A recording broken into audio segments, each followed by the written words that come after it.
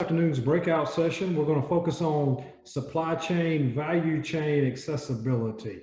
My name is Joe Melvin. I am the Director of Business Development for North Carolina's Southeast Regional Economic Development Partnership. And I'm very excited to moderate this panel and got two great speakers that we'll have with us here this afternoon. Before we get started though, we do want to give a big shout out to our breakout session partner, and that is Withers Ravenel.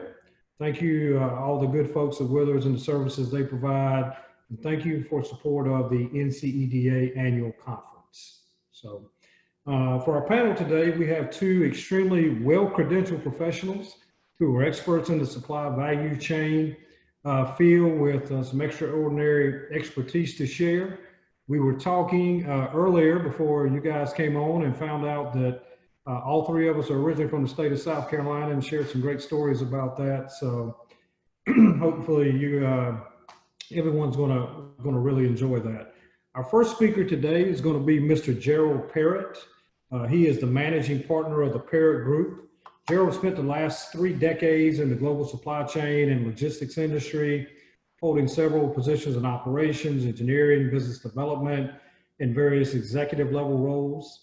During the last several years, he has overseen North and South American business units for 2 3PLs, UTI Worldwide, which is now a part of DSV, and Kuhn & Nagel.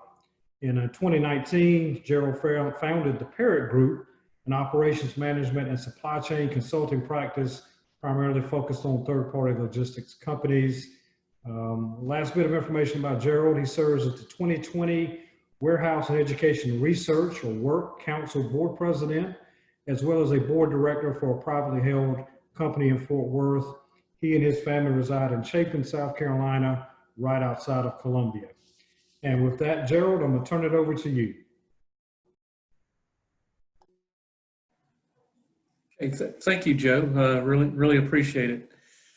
And thanks to everybody that's attending and participating. I know these virtual conferences most of us are new to them, and doing it right after lunch might be a little more challenging. So I'll try to keep the attention as best I can.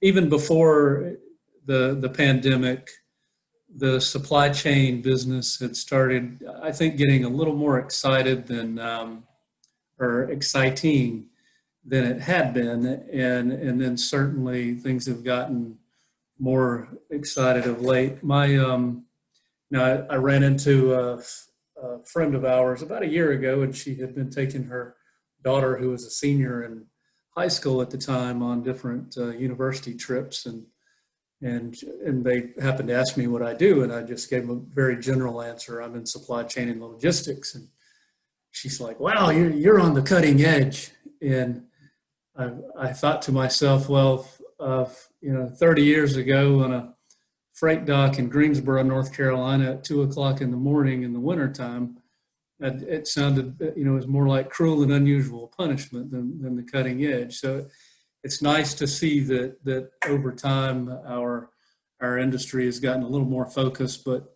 certainly the circumstances of late putting us front and center with the COVID situation hasn't been so great. So Emily, if you could go to the next slide, please, that'd be great. So I've only got 3 slides to go through that I'll talk to. And, first I wanted to hit on the topic of end-to-end supply chain and supply chain resilience. And thinking about those of you that are, as I looked at the attendee list, most of you have some knowledge, if not great knowledge, of supply chain and logistics. And there are so many components in the supply chain itself that we have to depend on. And then, of course, since the COVID-19, since the pandemic started, we continue to hear this term resilience, which really we equate it to flexibility and reduce risks. And most mature supply chains we define as flexible. And I would argue within these components that you see down in the bottom left-hand corner, we stress test if we have service partners We work with those service partners, and we look for any indication of weakness, and we try to close those gaps. And then, of course, as much as possible, I'm a big believer in contingency planning and looking for service disruptions and if possible, simulating those service disruptions. So my point being that I think there's going to be a lot more activity in the supply chain resilience category and on the end-to-end supply chain piece. And then we as consumers, we're driving much of this customer expectation. I won't go through all the shortages that occurred over the last few months, but at the end of the day, they occurred. And then we're seeing more and more consumers that maybe weren't comfortable with buying things online that are now much more comfortable doing so. And the e-commerce going from what was expected to be 14% year over year growth being now up to 20% growth this next year. And then the transitioning of companies that maybe didn't have much of an e-com platform, seeing the necessity to do so and starting to build out those e-com capabilities. And we are seeing, just many of you that are familiar with Cyber Monday, for example, or the traditional peak season, many companies are already experiencing peak days now. So 15-to-1 peak to average ratios, which are incredible. And then moving on to, the final mile logistics piece, which from our consumer expectations are driving that final mile component. There's a tremendous amount of activity in this space now. The companies are scrambling to look at acquisitions or build out these capabilities. There are capacity issues now in this space. And I really think it's an area that's ripe for innovation and some type of disruption. I have no idea what that is yet, but I think it's ripe for that disruption. And then that dovetails into the technology space as well. This technology or innovation is really driven by necessity most of the time.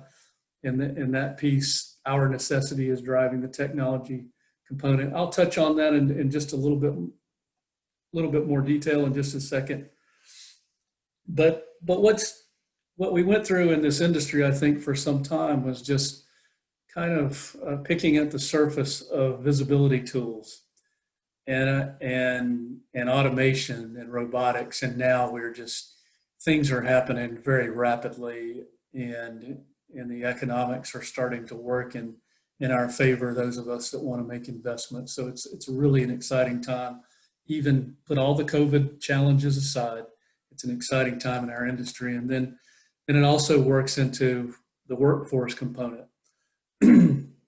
The hourly rate in the warehousing business, for example, has gone up just in the last 9 years about 30 to 40%. We're here from, say, $11 to $15 an hour base rates across the country. We're hearing now for Q4, Amazon potentially paying $25 an hour just to have and maintain labor. We've heard of driver shortages. We've, then you take in the increased healthcare costs. So I think all of these things, higher labor rates, the driver capacity, trucking capacity, these things play into the technology piece and how that can be leveraged. Emily, if you don't mind, going to the next one.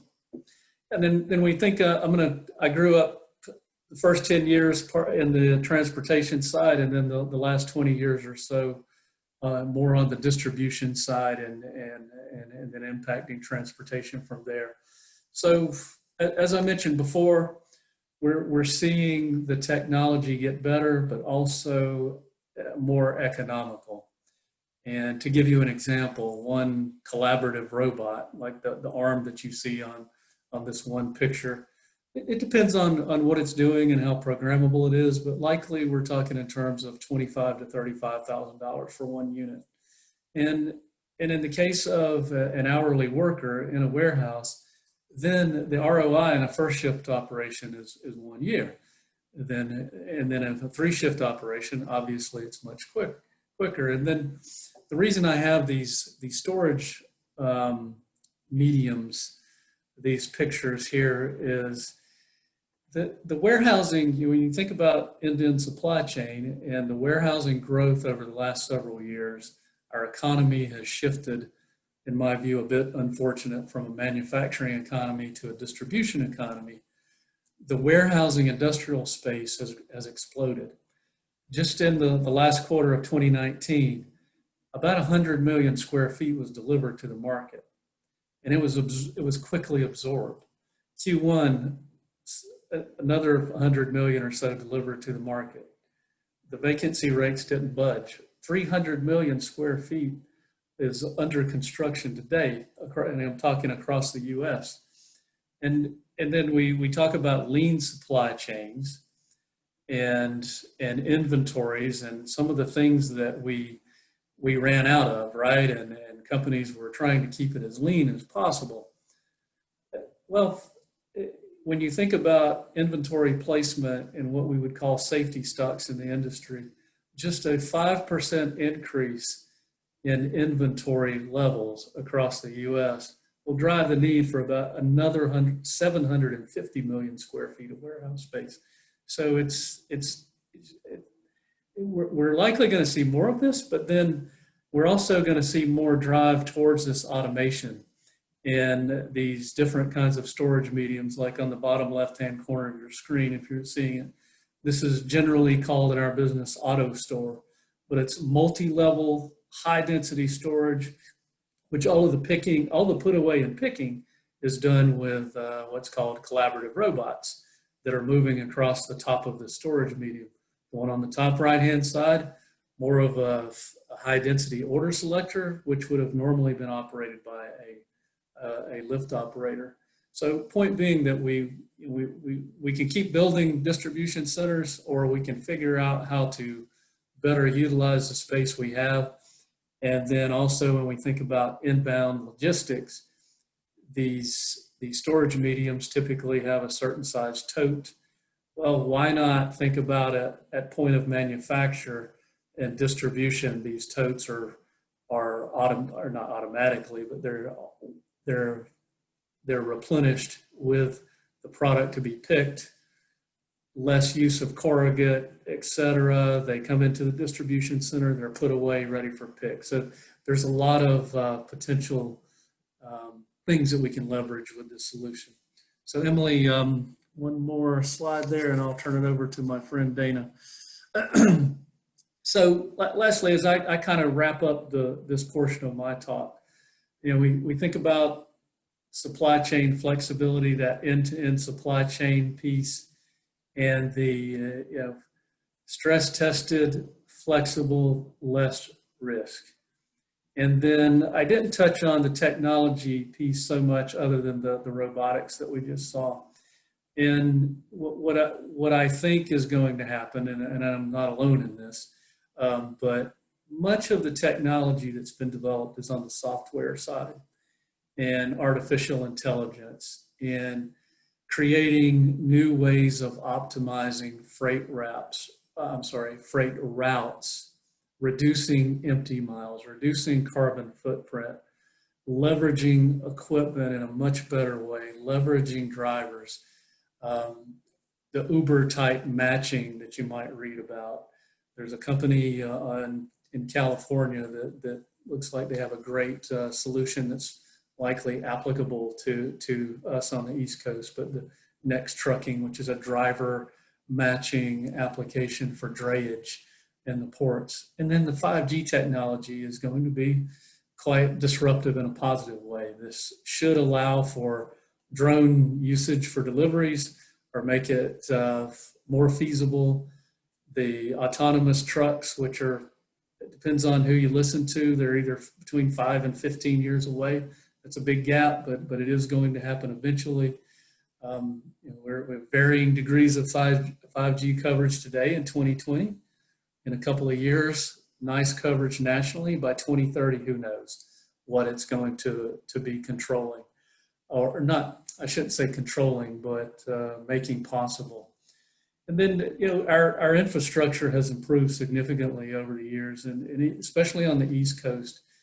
2019 was one of the first years that we saw a decline in volume throughput in the West Coast ports, which handles the majority of what's being handled today in the U.S. And we've seen an increase in throughput on the East Coast.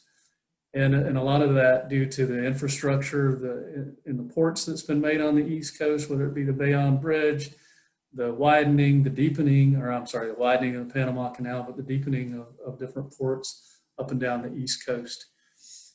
And I think that's critically important. I was just talking to somebody earlier today on the freight side, unrelated to this conversation.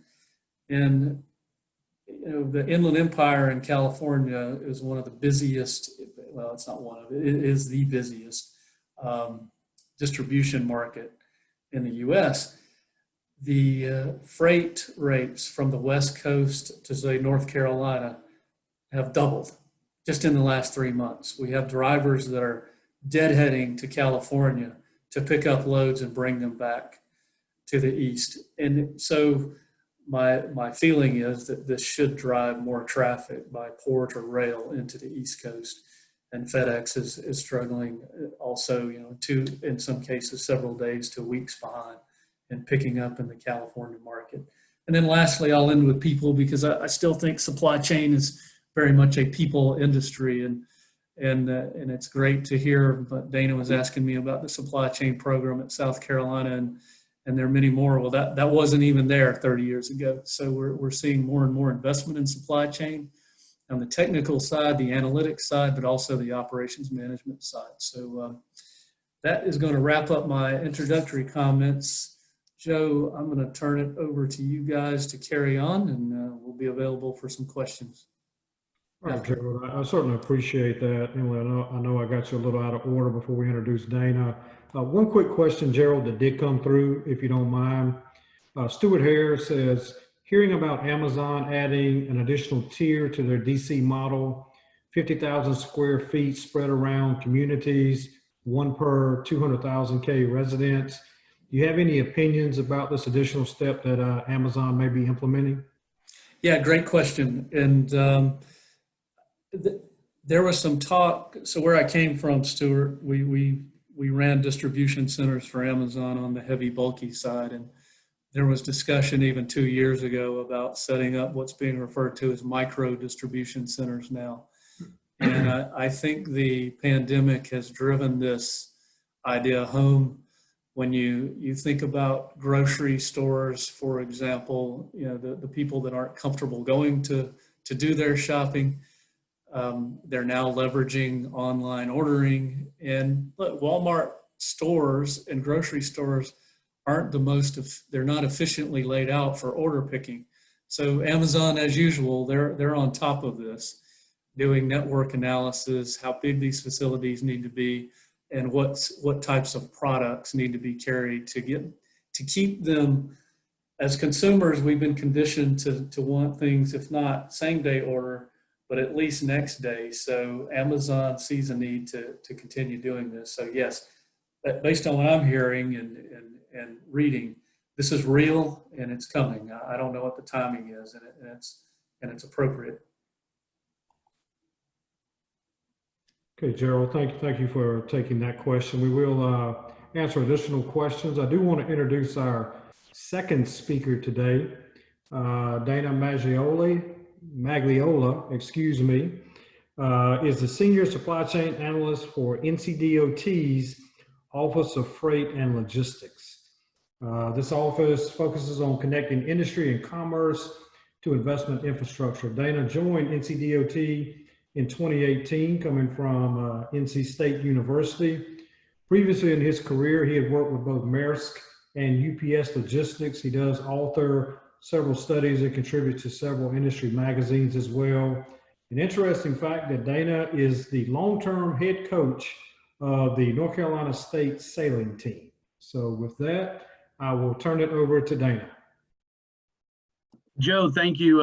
Thanks for that kind introduction, and I'm glad to be here and glad to be with everybody today. And Gerald, thanks for the run through and kind of some of the key issues in the supply chain right now. We had that last bit of conversation around micro fulfillment and micro distribution.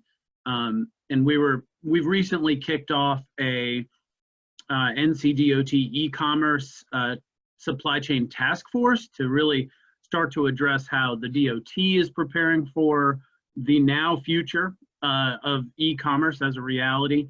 You had an interesting comment around adoption. It's expected that by 2025, we'll have 25% market penetration by e-commerce in all retail sales. And right now with that at like 10 to 12, 13%, somewhere around there now, that's a huge jump. One of the interesting things that I saw when we were preparing this e-commerce group was really the perceptions and customer expectations that have changed that are driving these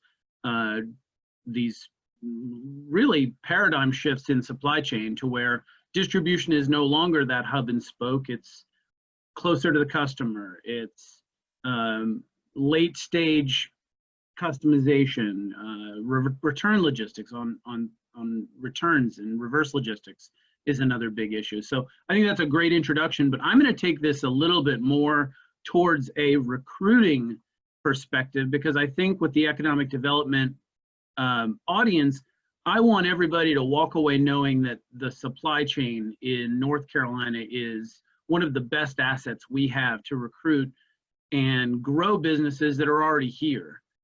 Go ahead and jump to the next slide for me, please, Emily, if you would.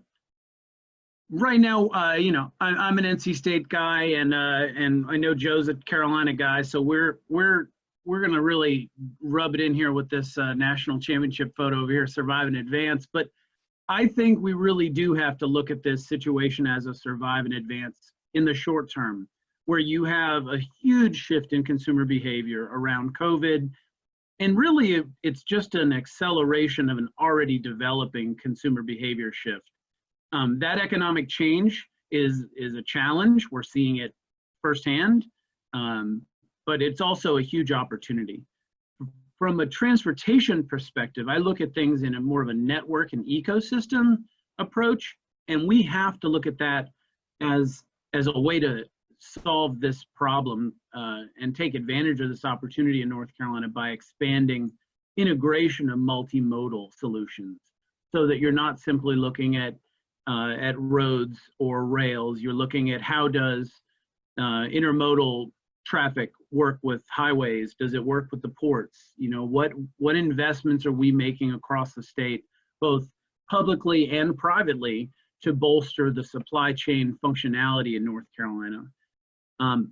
I think our future depends on the ability to grow and develop a robust and a complex supply chain here. And we're out of the gate pretty well with this. North Carolina is in a really great spot when it comes to really the full spectrum of supply chain operations, whether it's, in the beginning with sourcing and raw materials, through manufacturing, into distribution, warehousing, right to the customer's door. And this is something that I think we have an opportunity to recruit around.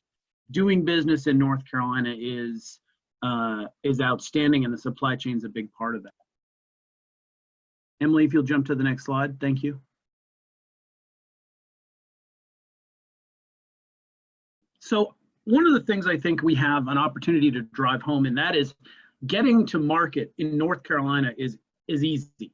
And it's easy because the infrastructure is there and the opportunity is there. And I look at serving local markets, whether that's local at the city or county level, town or county level, or if we're talking about statewide, regional. The Southeast is the fastest growing region in the country. North Carolina is one of the fastest growing states in the region. The statistic you hear is that we'll be the 9th or 8th most populous state in the next 10 years or something like that. People are coming, and they're going to want to access markets beyond our borders. And that's, regional and global marketplaces. We have the infrastructure and we have the wherewithal to make that easy. Recent investment announcement from Governor Cooper that We'll be investing more in broadband. You know, that's a huge investment. And information is, if not the most, one of the most important elements of the supply chain. And as we get more into a technologically based society, that information becomes even more valuable, and the speed and fluidity at which we can interact with that information, analyze, share. When you look at North Carolina, and I've just pulled this little graphic together for eye candy, I want you to look at, this is kind of the multimodal ecosystem roster. This is what's here to support access to market. You know, from a very DOT heavy perspective, you've got highways and transit and aviation and ferries and railroad. You know, rails moving your heavy freight. You've got aviation moving stuff quickly. Transit is a huge linchpin in the support of workforce development. And of course, highways support all of that. But looking at how the logistics and warehousing and distribution sector in North Carolina is healthy, it's growing. And as Gerald put it earlier, you know, warehouses are changing with automation, organization, location, even height. You know, the average height of a warehouse has gone up something like 20% in the last 10 years. That speaks to, it doesn't speak to OSHA violations, it speaks to robotics, you know, where they're putting robots up higher and taking better advantage of that space. So I think if you talk about why do business in North Carolina, why do business in Brunswick County, in Macon County, in Wake County, wherever it happens to be, it's access to market. Emily, if you'll jump to the next slide. So I want to use an example that we developed in some analysis for the Global Transpark. The Global Transpark in Kinston, North Carolina is a multimodal industrial park with manufacturers, distribution, aviation operations, and is a legacy asset that's a part of the NCDOT portfolio. But when we talk about where in particular Kinston's within an 8-hour drive of more than 15% of the United States population. I think you can extend that to take North Carolina anywhere else in the state, and you throw that isochrone out, that net to where you can reach, and you're looking at 15 to 25% of the US population within an 8-hour drive. Now that for me is an immense opportunity. And the crossroads that North Carolina has always been in the mid-Atlantic continues to be a supply chain opportunity for us. And these are just some stats around population within that range. But this kind of example, being able to talk about where you happen to be and where you can reach, I think that's going to be really important in the economic development conversation. Emily, if you'll jump to the next slide. So I wanted to break down just some of the arguments around why North Carolina is the best place to do business. And I think that if, like I said, if you can connect to any marketplace efficiently, affordably, equitably, and sustainably, then North Carolina should be where you call home. And I like to think efficiently makes sense, right? We're all operations, supply chain mentality. We want to do it efficiently. Affordably, we don't want to spend more money than we have to. I'm going to skip equitably and I'm going to go to sustainably. Sustainably is important because this is one of our characteristics of the great quality of life in North Carolina is the environment. Also sustainability from a profitability standpoint. We don't want to be in and out of business like that. And equitably, because one of the things that I think we've seen very clearly in the pandemic is when communities don't have access to 2-day, 1-day, 2-day, 3-day delivery, they don't have access to the information connections they need for e-commerce, those lifelines, it's an equity situation and it's going to put communities behind. So I think we have to look at it in this lens. But I threw some comments on here. I think we have some amazing things to brag on. I want to focus on the green and the orange here because the quality of life, education, these are things that we all know about. But you've got a really dynamic mobility network across the state, whether it's the way that communities, counties interact with the metro areas, the way that our passenger rail service works to support workforce mobility in the state. And then if you jump onto the freight side, which is more our ballgame, the infrastructure here is outstanding. You have import-export support, whether it's through EDPNC, FTZs, Commerce. There are a lot of organizations that support export growth, import business. You've got over-the-road and drayage trucking sectors that are very healthy in North Carolina. You know, Gerald mentioned that we're seeing truckers turn down rates because, or turn down loads because they can get a better rate. So that's a dynamic that we're watching play out in economics that continues to provide an opportunity for North Carolina. Workforce development is an amazing part of the supply chain because the supply chain worker of today is not the supply chain worker of yesterday, and rightfully not going to be the supply chain worker of tomorrow. The skill sets you may have needed 10 years ago in supply chain are different than what you're going to use today. The analytics, the data, really the ability to move outside of your silo into areas like economic development, into areas like education, things that expand the reach of supply chain. And then lastly, I think you look at some of the policies and things we have in the state. This is a great place to do business, whether it's manufacturing or services related, because you just have so many resources to support you. And I throw, of course, in the middle, because I know our audience, we have a robust economic development ecosystem. You know, there are very few people I've met in my business career that are as passionate and driven as economic developers. When you are out there cheerleading and bringing in businesses for your community, you know, that's a real place where your passion shines through. And I think that's an important characteristic of this audience. And I think it supports that conversation. Just like I say, we have an engaged state government where you have Commerce, DOT, agriculture, you know, all of these organizations working hard to make sure that businesses succeed here in the same way that economic development community, I think, really drives things home. Emily, if you'll jump to the next slide.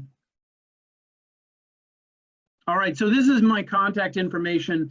Again, I was on a different tack than Gerald. You know, he's giving you an update on what's going on in the supply chain. I want us to walk away from this conversation knowing that the supply chain is absolutely one of the best recruiting tools we have in North Carolina. And I think with that, I'll open up for questions or comments or. Okay, Dana, did you want to touch very briefly on your one-page appendix? Yeah, let me jump into this slide. This is a good, this just for me helps bring everybody back to what we're talking about. And this is just the transportation and freight and logistics side of the supply chain. So this doesn't take into account manufacturing. We're talking about over 100,000 people working in the state of North Carolina in the transportation elements of the supply chain. You know, state GDP contributions of $7.4 billion directly. This isn't the extrapolated, you know, hundreds of billions of dollars that we influence that you hear in a lot of these economic impact reports. That's direct impact of this sector on North Carolina. Now that second line of indirect and induced, those are sort of the like squishier numbers. But we're talking about a big sector here and a healthy sector. So I think that's one of those things that I like to bring it back to real numbers to show this is a big draw for North Carolina and a big part of our economy.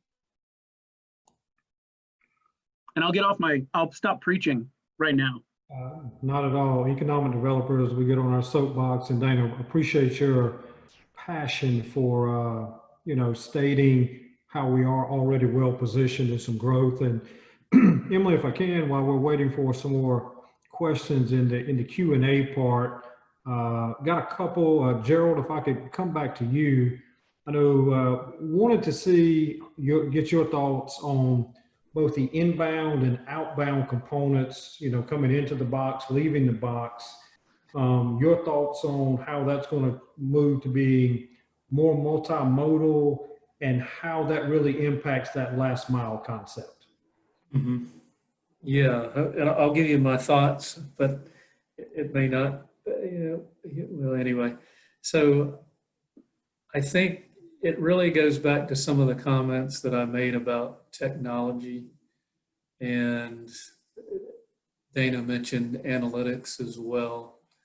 And we have the artificial intelligence piece. And that doesn't mean that when I say AI, I'm not thinking so much about robots learning how to do things. I'm thinking more about systems learning different trends and volumes, for example, what's happening with certain product from certain origins, where's product going, so that the systems are becoming, they're learning as they go, therefore becoming much more predictive and helping supply chain leaders make better decisions. So what I think we've already seen a little bit of a trend towards that, Joe, but we're going to see more and more of the optimization piece. So from an inbound perspective, what I touched on a little bit, when I think the balance is going to become even more challenging, but yet exciting. So I too think it's very positive. But when we talk about micro distribution centers, for example, and we talk about still, like it or not, most of the imports are still coming from the east and far east and coming into the West Coast. So balancing that cost and that consumer expectation to get things sooner and cheaper is going to be, it's still going to become, or it still is that bigger challenge.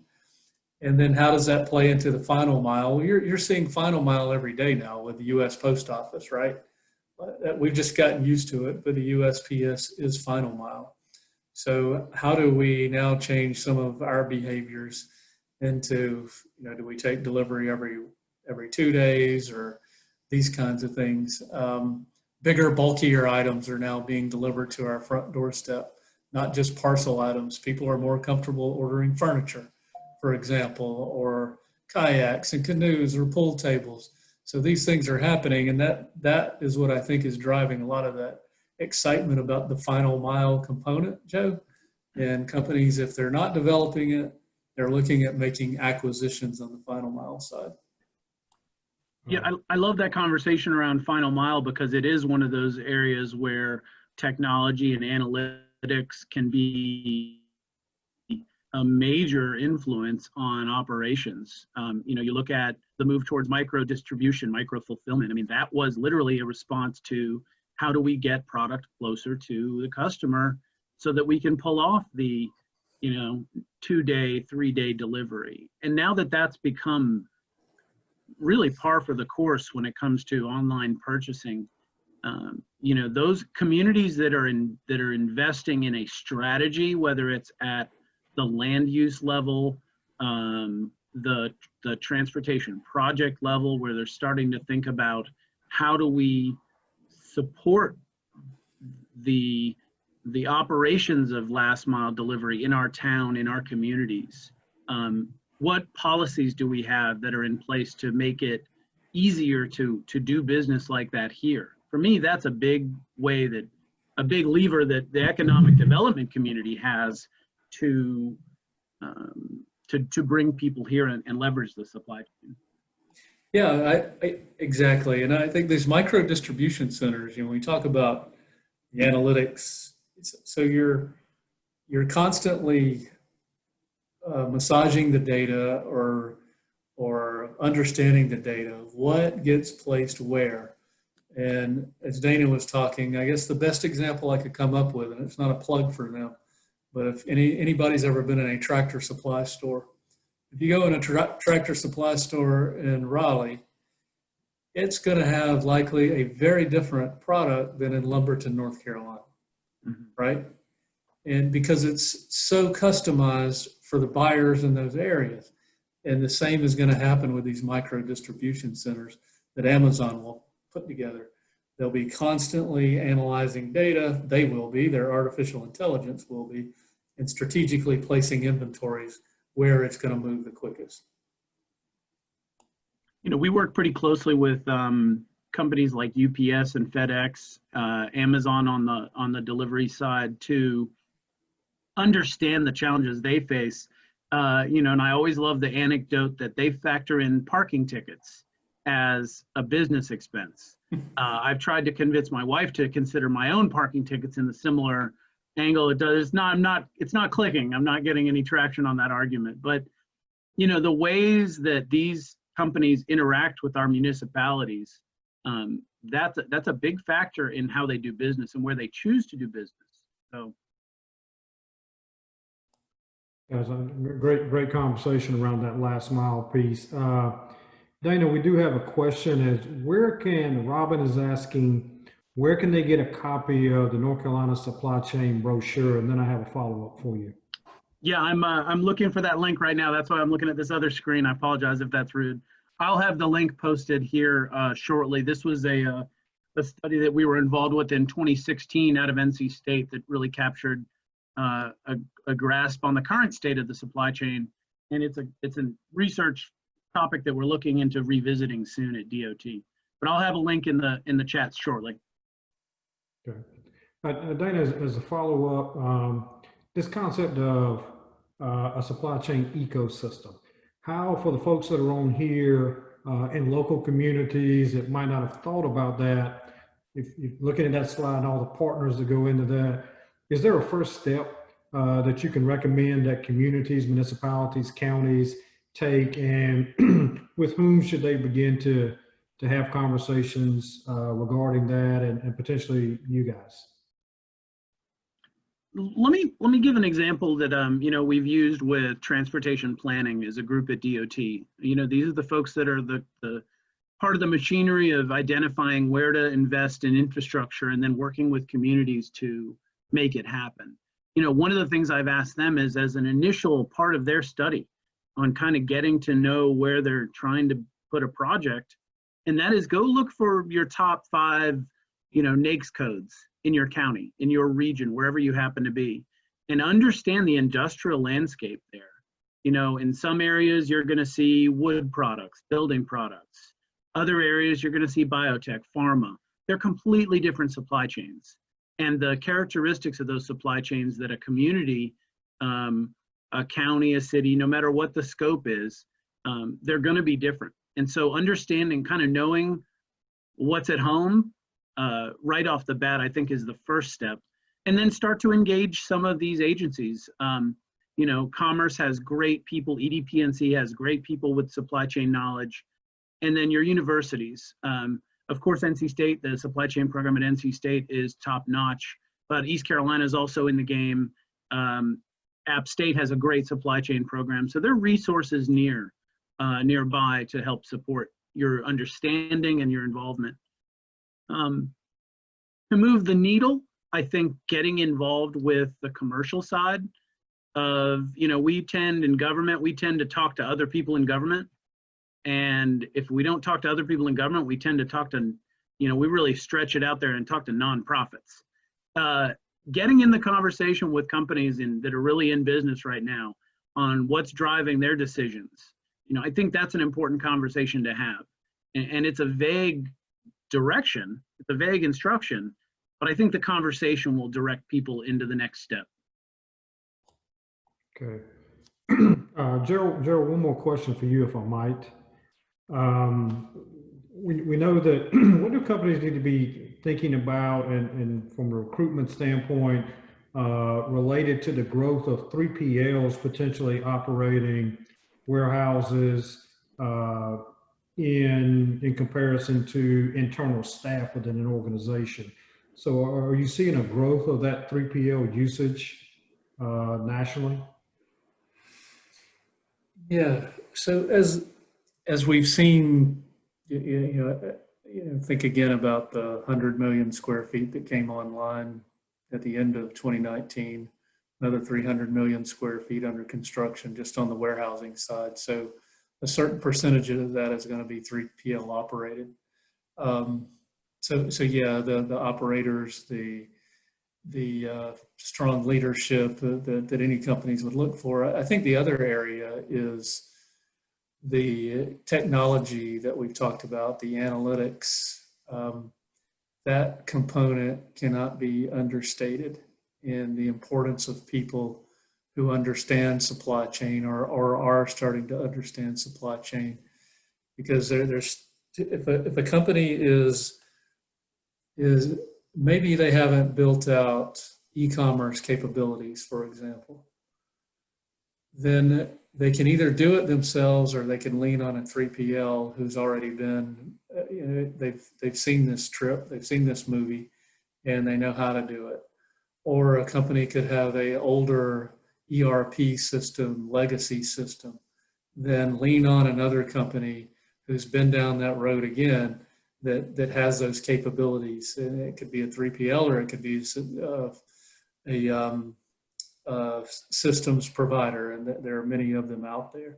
So I think from a recruiting standpoint, it really is about the analytics piece, and then tying. It's not only about analytics; it's taking data and turning it into useful information to help us make better decisions.